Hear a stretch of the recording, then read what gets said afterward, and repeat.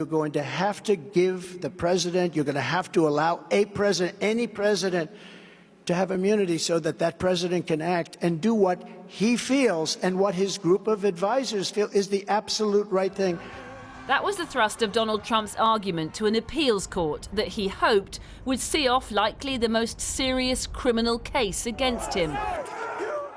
That his final acts as president, culminating in the violent insurrection at the Capitol on January the 6th, 2021, should be immune from prosecution because he was still president at the time. Today, though, the appeals court gave him their definitive answer.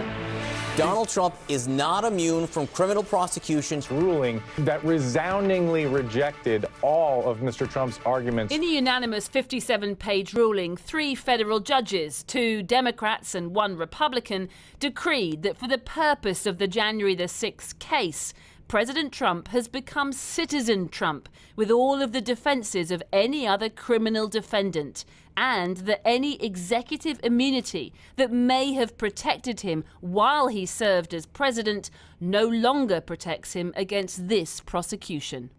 This is a huge decision by the DC Appeals Court. Had they granted Trump immunity, it would have crushed the January the 6th case here in DC and also likely have derailed the other criminal cases against him too. But as such, they denied his appeal, saying in their unanimous ruling that his alleged efforts to remain in power despite losing the 2020 election were, if proven, an unprecedented assault, they said, on the structure of our government. And had his arguments been allowed to stand, it would collapse, they said, our system of separated powers by placing the president beyond the reach of all 3 branches of government. As such, they could not let his appeal stand.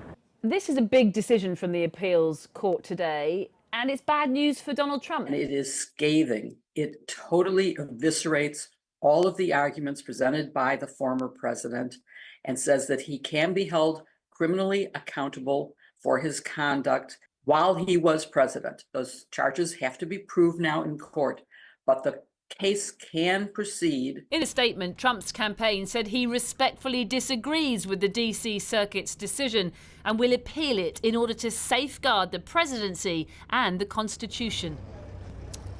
So Trump is now set to take his appeal all the way to the Supreme Court. If the justices there agree to hear it, it is they who will ultimately decide if a president has immunity from prosecution.